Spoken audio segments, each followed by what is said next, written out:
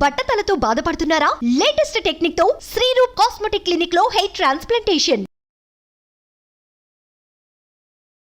నమస్కారం అండి. నేను డాక్టర్ మోహా శ్రీనివాస్ అండి. నేను కార్డియాలజిస్ట్ని. డాక్టర్ మోహా శ్రీనివాస్ యూట్యూబ్ ఛానల్కి మీకు స్వాగతం అండి. సో ఆథెంటిక్ సైంటిఫిక్ ఇన్ఫర్మేషన్ నమ్మకాలతో నిమిత్తం లేకుండా ఇవ్వడానికి మా ప్రయత్నం. సో మా ప్రయత్నాన్ని మీరు ఆదరిస్తున్నారు. ఇంకా మీకు మంచి వీడియోస్ చేద్దాం అనేటటువంటి ఆశతో ఇంకా ఇలా మీకు ఎడ్యుకేటివ్గా ఉండేటటువంటి వీడియోస్ చేయడం అనేది నా ప్రయత్నం అండి. సో జనరల్గా మనం మాట్లాడేటప్పుడు హెల్త్ విషయాల గురించి మాట్లాడుతున్నప్పుడు వయసు ఎక్కువ ఉన్న వాళ్ళల్లో వచ్చేటటువంటి ఇష్యూస్ ఏమిటి అన్నటువంటి ఇది మాట్లాడమని మొన్న ఒక పేషెంట్ నాకు సలహా ఇచ్చారు. సో మీరు హెల్త్ ఇష్యూస్ చాలా మాట్లాడుతున్నారు. ఈ రోజుల్లో సిటీస్లో ఎస్పెషల్లీ వయసు ఎక్కువ ఉన్న వాళ్ళు చాలామంది ఉంటున్నారు కదా, వాళ్ళకి ఏమైనా స్పెసిఫిక్ సలహాలు ఏమైనా మీరు ఇస్తారా అన్నటువంటి అంశాన్ని మనం ఈరోజు ఆయన అడగడంతో మనం డిస్కస్ చేద్దాం. సో వయసు ఎక్కువ ఉన్న వాళ్ళు అంటే ఎవరు? అది ఒక్కొక్కళ్ళు ఒక్కొక్క పెర్సెప్షన్ డిఫరెంట్గా ఉంటుంది. ఒకళ్ళు చాలామంది వస్తారు, నాకు 40వ పుట్టినరోజు ఈ మధ్యనే జరిగిందండి, సో నాకు ఏం జబ్బులు వస్తాయి ఏమిటన్న భయంగా ఉంది, అన్ని పరీక్షలు చేయించుకుంటున్నాను. కొంతమంది వస్తారు, నాకు 60 వయసు వచ్చిందండి, ఏం జబ్బులు వస్తాయో ఏమిటో అని మేము పరీక్షలు చేయించుకుంటున్నాను. అసలు రిటైర్మెంట్ ఏజ్ ఏమిటి అనేది మీరు చూసినట్లయితే దాన్ని బట్టి వయసు ఎక్కువ ఉన్నవాళ్ళు ఎవరు అనేది మనం చెప్పచ్చు. ఒక ఆశ్చర్యకరమైన విషయం అంటే రిటైర్మెంట్ ఏజ్ అనేది ఏదైతే ఉందో ఒక్కొక్క రాష్ట్రంలో ఒక్కొక్కలాగా ఉంది, ఇంకొక దేశంలో ఒక్కొక్కలాగా ఉంది. భారతదేశం వరకు చూస్తే కొన్ని రాష్ట్రాల్లో కేరళ అట్లాంటివి చూస్తే 56, ఎక్కువ మంది రాష్ట్రాల్లో 58, కొన్ని రాష్ట్రాల్లో 60. సో 58 నుండి 60 ఏళ్ళు దాటిన తర్వాత మీరు ఇక వయసు మళ్ళిన వాళ్ళు అని చెప్పడం గవర్నమెంట్ ఉద్యోగరీత్యా వాళ్ళకి చెప్తాను. హెల్త్ పరంగా 60 వయసు మళ్ళిన వాళ్ళు కారు. సో వీళ్ళని లేట్ మిడిల్ ఏజ్ అంటున్నారు. ఇప్పుడు 75 దాటిన వాళ్ళకి పెద్దవాళ్ళు అని చెప్పచ్చు. 85 దాటిన వాళ్ళు వెరీ ఓల్డ్ అంటారు. ఓల్డ్ అంటే 75 దాటాలి. 85 దాటిన వాళ్ళు వెరీ ఓల్డ్ అంటున్నారు. సో 60 దాటినప్పుడు రిటైర్మెంట్ అయితే వస్తుంది, కానీ శారీరరీత్యా మీరు లేట్ మిడిల్ ఏజ్ అంటారు. మధ్య వయస్కులే, కొంచెం ఎక్కువ వయసు ఉన్నటువంటి మధ్య వయస్కులు అనేది తెలుసుకోవాలి. సో అది సైకలాజికల్గా చాలా ఇంపార్టెంట్ అండి. ఎందువల్ల అంటే నా పని అయిపోయింది, నేను ఉద్యోగం రిటైర్ అయిపోయా, నాకున్నటువంటి ఇన్ఫ్లుయెన్సు నా పరపతి తగ్గిపోయింది. ఎందుకంటే చాలా గవర్నమెంట్ ఉద్యోగాల్లో, కొంతవరకు ప్రైవేట్ ఉద్యోగాల్లో రిటైర్మెంట్ అయిన తర్వాత ఇక మన ఎవరు పట్టించుకోరు. హంగు, హోదా, దర్పం అంతా కూడా నెక్స్ట్ రోజు నుంచి కూడా కట్ చేయబడుతుంది. సో సడన్గా మన లైఫ్ స్టైల్లో మార్పు వస్తుంది, కాస్త సైకలాజికల్ డిస్టర్బెన్స్ వస్తుంది, మన ఫైనాన్సెస్ తగ్గుతాయి, రిటైర్మెంట్ బెనిఫిట్స్లో వస్తాం తప్ప వచ్చే జీతం రాదు. సో ఇట్లాంటి వాటి వల్ల మగవాళ్ళు ఎస్పెషల్లీ చాలా మానసిక రుగ్మతలకి గురిలో ఉండడం జరుగుతూ ఉంటుంది. సో వాళ్ళకి ఫస్ట్ తెలుసుకోవాల్సింది ఏమిటంటే వయసు మళ్ళలేదు, మీకు ఇంకా పనిచేసే ఛాన్స్ ఉన్నది. సో మీరు ఒక జాబ్లోంచి ఇంకో జాబ్లోకి మారచ్చు, ప్రైవేట్ జాబ్స్లోకి మారచ్చు. స్టిల్ ఇంకొక 10-15 ఏళ్ల పాటు మిమ్మల్ని మీరు ప్రొడక్టివ్గా ఉంచుకోవచ్చు. ప్రొడక్టివ్గా ఉంచుకోవడం అనేది ముఖ్యం అప్పుడు. ఎందుకంటే అప్పుడు మీకు సేవింగ్స్ ఉంటాయి, మీ హెల్త్ ఇన్సూరెన్స్ పాలసీలు ఉంటాయి, కానీ మీ సెల్ఫ్ ఎస్టీమ్, మీ కాన్ఫిడెన్స్ మీరు ఉంచుకోవాలి అనుకుంటున్నప్పుడు మీరు ప్రొడక్టివ్గా కంటిన్యూస్గా ఉండొచ్చు. మీరు ఇది అయిపోయిన తర్వాత వేరే ఉద్యోగం కానివ్వండి, పార్ట్ టైం ఉద్యోగం ఇలాంటివి చేసుకోవడం ద్వారా మీ సంపాదన గురించి కాదు, మీ సెల్ఫ్ ఎస్టీమ్ గురించి. ఏదో కాస్త డబ్బు వస్తుంది అనుకోండి, మనం ఇంకా ప్రొడక్టివ్గా, మనం ఇర్రెలవెంట్ కాదు, మన ఫ్యామిలీకి మనం ఎంతో కొంత ఇంకా మనం దోహదపడగలము, మన పిల్లలకు కానివ్వండి, భార్యకు కానివ్వండి. మన ఆరోగ్యరీత్యా, భార్య ఆరోగ్యరీత్యా, తల్లిదండ్రులు ఉంటే వాళ్ళకు కూడా మనం కాంట్రిబ్యూట్ చేయగలం అనేటటువంటి కాన్ఫిడెన్స్ అవసరం. ప్లస్ సడన్గా పని ఆగిపోతే మైండ్ బ్యాలెన్స్ తప్పకుండా మనం ఏదో ఒక ఉద్యోగం చేసుకోవడం అనేది అవసరం. Coming back to the point. So ఇవి మానసిక ప్రాబ్లమ్స్. ఇది ఇలా స్టార్ట్ అవుతుంది. దాని తర్వాత ఏమవుతుందో మనం సిస్టమేటిక్గా మాట్లాడినప్పుడు, సిస్టమేటిక్గా అంటే శారీరక రీత్యా, హెల్త్ రీత్యా వీళ్ళు చూడాల్సినటువంటి అవసరాలు ఏమిటి. సో 60 బాగానే ఉంటారు. అంటే మనం ఇప్పుడు మాట్లాడేది పెద్దవాళ్ళంటే 75 వయసు దాటిన వాళ్ళ గురించి ముఖ్యంగా మాట్లాడతాం. సో ఇప్పుడు సిటీల్లోకి వచ్చినప్పుడు ఇప్పుడు ఎస్పెషల్లీ సిటీల్లో ఉభయ తెలుగు రాష్ట్రాల్లో 75 వయసుని దాటిన వాళ్ళు చాలామంది ఇప్పుడు అందరూ భార్యాభర్తలే ఉండడం జరుగుతుంది. పిల్లలతో ఎవరు ఉండరు. పిల్లలు ఉన్న వాళ్ళు ఏదో ఉద్యోగాల్లో వేరే చోట్ల ఉంటారు. కొంతమందికి అయితే ఇంకా దేశంలోనే ఉండరు, వాళ్ళు వేరే దేశాల్లో ఉంటారు.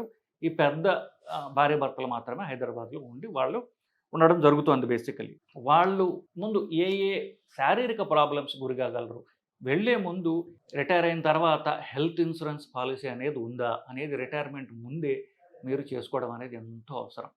సో మీరు 50లో ఉండంగానే మీరు హెల్త్ ఇన్సూరెన్స్ పాలసీ చేసుకోవాలి. మీకు, మీ భార్యకి చేసుకోవాలి. లేదా మీ పిల్లలు గనక ఉద్యోగస్తులైతే వాళ్ళ హెల్త్ ఇన్సూరెన్స్ వాళ్ళ కంపెనీలు ఇచ్చే హెల్త్ ఇన్సూరెన్స్ పాలసీల్లో మీ పేర్లు యాడ్ అయి ఉన్నాయా అనేటటువంటిది మీరు చూసుకోండి.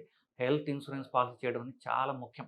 సో సడన్‌గా ఎప్పుడైనా ఎమర్జెన్సీలు వచ్చినప్పుడు కార్పొరేట్ హాస్పిటల్‌కి పరిగెత్తి సడన్‌గా డబ్బులు లేవు అనేటటువంటి పరిస్థితి రాకూడదు. మీకు ఇన్సూరెన్స్ పాలసీ అంటూ ఉండాలి.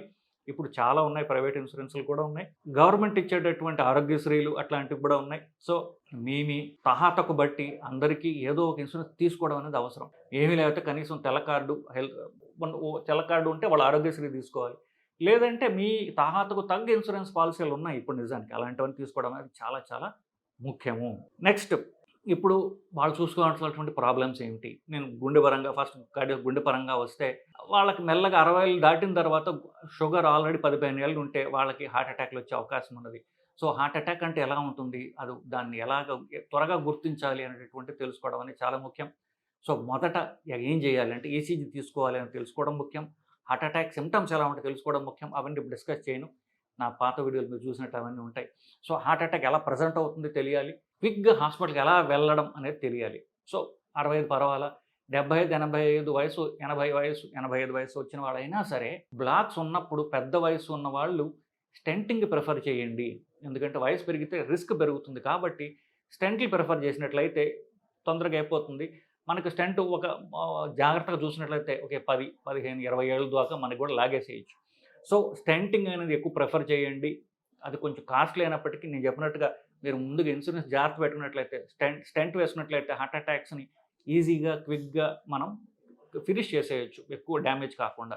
నాదేముంది, నా పని అయిపోయింది, ఎవరి కోసం బతకాలి, ఇట్లా అనుకుని నేను మందులు వేసుకుంటానండి, నాకు స్టెంట్లు వద్దండి, బైపాస్‌లు వద్దండి అని ఇంట్లో కూర్చున్నట్లయితే మీకు ఎక్కువ ఆయాసం ఉండడం, ఛాతీలో నొప్పి ఉండడం, మాటిమాటికి హాస్పిటల్‌కి పరిగెత్తడం, గుండె బలహీన పడిపోయిన తర్వాత మాటిమాటికి హాస్పిటల్‌కి పరిగెత్తడం, వీటి వల్ల ఏమవుతుందంటే మీరు ఇంకోళ్ళకి భారం కాకూడదు అనుకుంటారు కానీ ఎక్కువ భారం అవుతారు. సైకలాజికల్‌గా టెన్షన్ ఎప్పుడు ఏమవుతుందో తెలీదు. మాటిమాటికి హాస్పిటల్‌కి పరిగెత్తడం ఇట్లాంటివి ఉండకుండా ప్రాబ్లమ్ వచ్చినప్పుడే మీరు స్టంట్ ఏం చేసుకుంటే ఆ ప్రాబ్లమ్ అక్కడితో సాల్వ్ అయిపోతుంది. గుండె ఎక్కువ ప్రిజర్వ్ అవుతుంది. బలహీనంగా కాదు. సైకలాజికల్ కూడా మీకు ప్రాబ్లమ్ సాల్వ్ అయిపోతుంది. మాటిమాటికి అనుమానాలు, హార్ట్ అటాక్ ఉందేమో అని పరిగెత్తడం హాస్పిటల్‌కి, మీరు వెళ్ళలేరు వయసు ఎక్కువ కాబట్టి. మీతో పాటు మీ అబ్బాయి, మీ అమ్మాయినితో వాళ్ళ పనిలో ఉంటారు, విసుక్కుంటారు. మీ భార్య ఉండొచ్చు, ఆవిడ పెద్దావిడ కావచ్చు.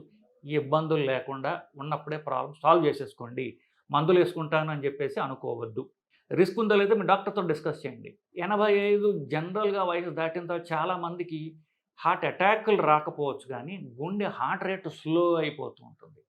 దాన్ని సిక్ సైనస్ సిండ్రోమ్ అంటారు. సో హార్ట్ రేట్ తగ్గిపోతూ ఉంటుంది. వాళ్ళకి పేస్ మేకర్ అవసరం పడుతుంది. ఇది కూడా అంతే. పేస్ మేకర్ అవసరమైతే వెంటనే పేస్ మేకర్ వేయించేసుకోండి. ఇన్సూరెన్స్‌లో కవర్ అవుతుంది. ఆరోగ్యశ్రీల్లో కొంతమంది కొన్ని హాస్పిటల్లో ఆరోగ్యశ్రీ చేస్తారు, కొన్ని చేయరు. చేయనప్పుడు కాస్త ఎక్కువ డబ్బులు అవుతాయంటారు.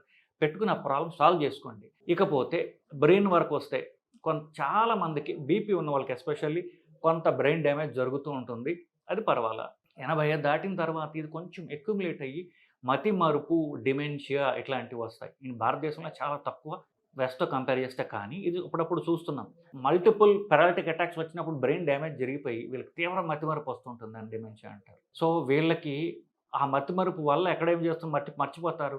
ఇంపార్టెంట్ డాక్యుమెంట్స్ ఉంటాయి, బ్యాంక్ అకౌంట్స్ ఉంటాయి, సంతకం ఉంటుంది. ఇట్లాంటివి పార్కిన్సోనిజం సంతకం పెట్టడం కుదరదు. ఇట్లాంటివి ముందే తెలుసుకుని బ్యాంక్ మేనేజర్‌తో, మీ లాయర్‌తో మాట్లాడి నాకు ఈ ప్రాబ్లమ్ ఉన్నది, నేను మర్చిపోతుంటాను కాబట్టి వీటిని ఎలా జాగ్రత్త చేసుకోవాలి, నేను లేకపోతే నాకు ఎవరన్నా నామినేట్ చేయొచ్చు, మీ భార్యనో మిగతా మీ క్లోజ్ ఎవరో ఒకళ్ళని, మీ క్లోజ్ చుట్టాలని ఎవరిని నామినేట్ చేసి ఈయనకి ప్రాబ్లం ఉంటే ఇట్లాంటివి మీ సాయపడటానికి అట్లీస్ట్ మీ సంతకం మారిపోతుంటుంది కదా, ఇట్లాంటి సాయపడటానికి ఇంకొకళ్ళు మీరు సాయం తీసుకోవాలి.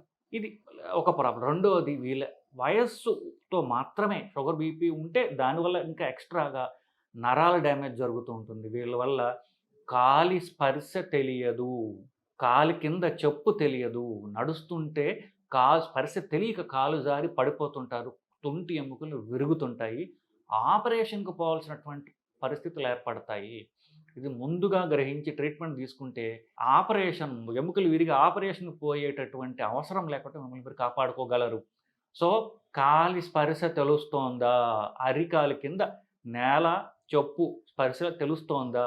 లేదా స్పర్శ తెలియకుండా ఏదో దూది మీద నడిచినట్టు, సూదులతో పొడిచినట్టు ఇట్లాంటివి ఉన్నట్లయితే డాక్టర్‌ని కలవండి.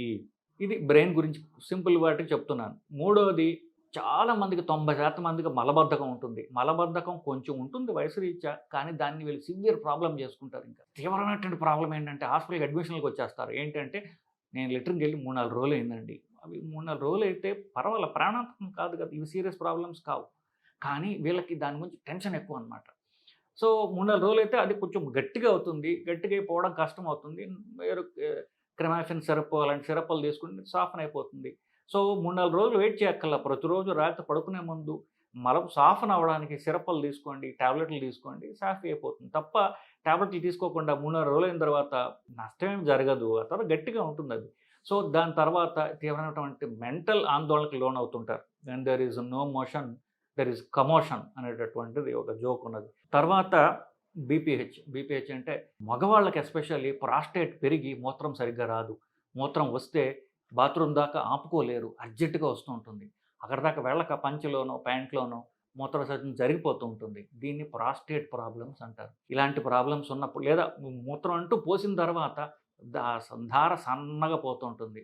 ఒక్కసారి పోయి బయటకొచ్చిన తర్వాత పూర్తిగా మూత్రం అంతా బయటికి పోలా. మళ్ళీ వెళ్ళాలని మళ్ళీ వెనక్కి వెళ్తుంటారు. ఇవన్నీ కూడా ప్రాస్టేట్ గ్రంథి సమస్యలు.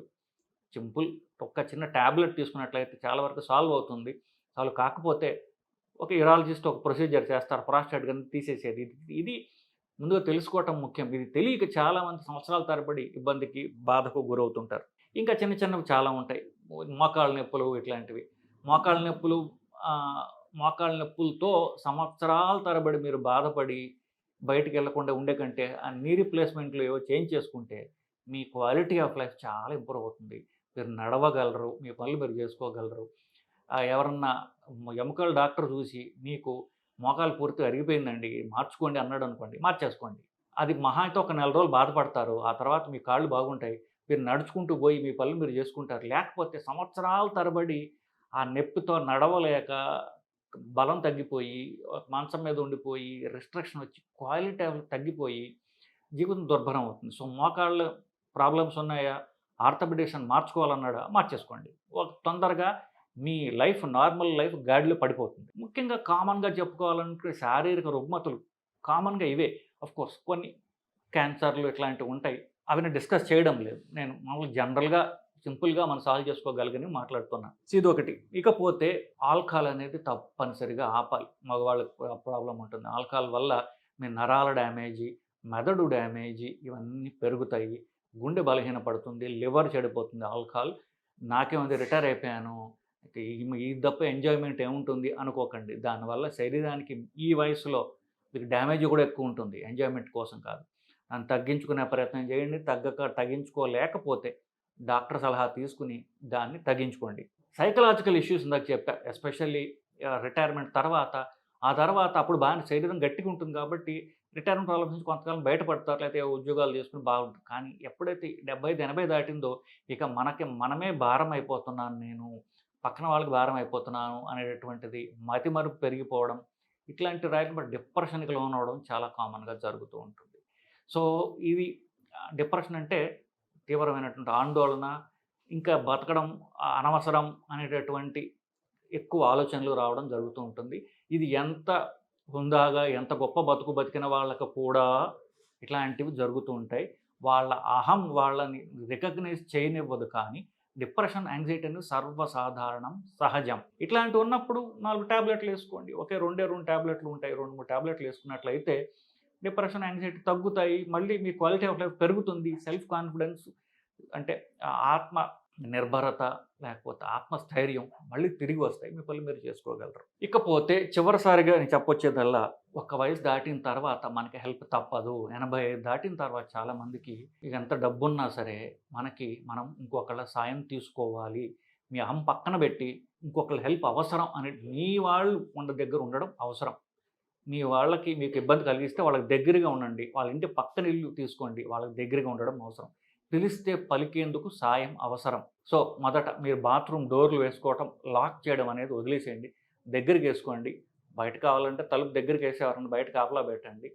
మీరు బాత్రూంలో కాళ్ళు జారి పడ్డా, కళ్ళు తిరిగి పడ్డా, చక్కరొచ్చి పడ్డా, మీకు వాళ్ళు సాయం చేయడానికి తలుపు తీసుండాలి. సో అదొకటి. రెండవది కమ్యూనిటీ లివింగ్ అలవాటు చేసుకోండి.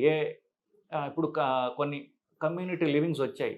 ఓల్డ్ ఏజ్ హోమ్స్ వచ్చాయి. మంచి ఫెసిలిటీస్ ఉన్న ఓల్డ్ ఏజ్ హోమ్స్ వచ్చాయి. అలాంటి వాటిల్లో మీరు చేరినట్లయితే అహం పక్కన పెట్టి, మీ వయసు వాళ్ళు మీతో ఉంటారు. ఏదో కాలక్షేపం జరుగుతూ ఉంటుంది. మిమ్మల్ని మీ హెల్త్ చూసుకోవడానికి ఎవరో ఒకళ్ళు ఉంటారు. అది అవసరం ఆ వయసులో. ఇంకా అడ్వాన్స్డ్ స్టేజెస్ ఉన్నాయి. ఇంకా అసిస్టెడ్ లివింగ్ అంటారంటే మీకు చిన్న మెడికల్ ఫెసిలిటీస్ ఎక్కువ ఉన్నటువంటివి వస్తాయి. అవి హైదరాబాద్‌లో ఉన్నాయి. అంత పాపులర్ కావు. బట్ మనిషి సాయం అవసరం. మీకు ఇంత కాస్త ఏదో ఆధ్యాత్మిక చింతన ఉంటే ఏ ఆశ్రమంలో ఒక రూమ్ తీసుకోవటమో, ఆశ్రమం కాస్త డొనేషన్ ఇచ్చి అక్కడ ఉండటమో చేస్తే మీకు కాస్త టైం గడుస్తూ ఉంటుంది. మీకు యావికేషన్ జరుగుతూ ఉంటుంది. మెంటల్‌గా కాస్త యాక్టివ్‌గా ఉంటారు. ప్లస్ మనుషులు ఉంటారు మీకు చుట్టుపక్కల. వాళ్ళు మీకు సాయం చేస్తారు.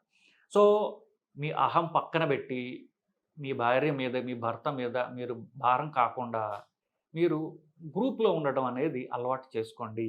చివరిగా మనము ఒక 85 వచ్చాయనుకోండి, 80 వచ్చాయనుకోండి, మన మనవలు మన గురించి ఏమనుకుంటారు అనేటటువంటిది ఆలోచించడం మొదలుపెట్టండి. అహంకారం పక్కన పెట్టండి. కోడలతో, అల్లుళ్ళతో రిలేషన్స్ ఇంప్రూవ్ చేసుకోండి. మనవలతో రిలేషన్ మంచి చేసుకోండి. మనవలతో బిల్డప్ చేసుకోండి. మనవలకి కథలు చెప్పండి. తప్పులు మీ మనవలకి చెప్పండి. ఈ తప్పులు నా జీవితంలో నేను చేశాను. దీనివల్ల ఇది నేర్చుకున్నాను. నువ్వు చెయ్యకు అని చెప్పండి. ఇది పిల్లల్లో చెప్పడం మనకు కష్టం. కానీ మనవలతో చెప్పగలం. మనవలతో మన తప్పులు మనం చెప్పగలం. నేను నా జీవితంలో ఈ తప్పులు చేశాను. దానివల్ల ఇది నేర్చుకున్నాను. రిలేషన్స్‌లో కానీ, ఫైనాన్షియల్‌గా కానీ, బిజినెస్‌లో కానీ ఈ తప్పులు చేశాను. దానివల్ల నేను నేర్చుకున్న పాఠాలు ఇవి అని మీ మనవలతో మీరు సిగ్గు వదిలి, సిగ్గు లేకుండా అని కూడా అనొచ్చు. చెప్పండి. మీ తప్పులు వాళ్ళకు పాఠాలవుతాయి. సో, ఆ పాఠాలు వాళ్ళ జీవితంలో వాళ్ళకి ఉపయోగపడతాయి. ఇది లేకపోవడం వలన మనకేమవుతుందంటే, మళ్ళీ వాళ్ళు తప్పులు చేసి, ఆ తప్పుల నుంచి వాళ్ళు నేర్చుకోవాల్సిన అవసరం రాకుండా మీ ఎక్స్‌పీరియన్సు, మీ జ్ఞానం వాళ్ళకివ్వండి. సో, ఇదండి. సో, పెద్ద వయసు ఉన్న వాళ్ళకి నేనిచ్చే సలహా. నమస్కారం.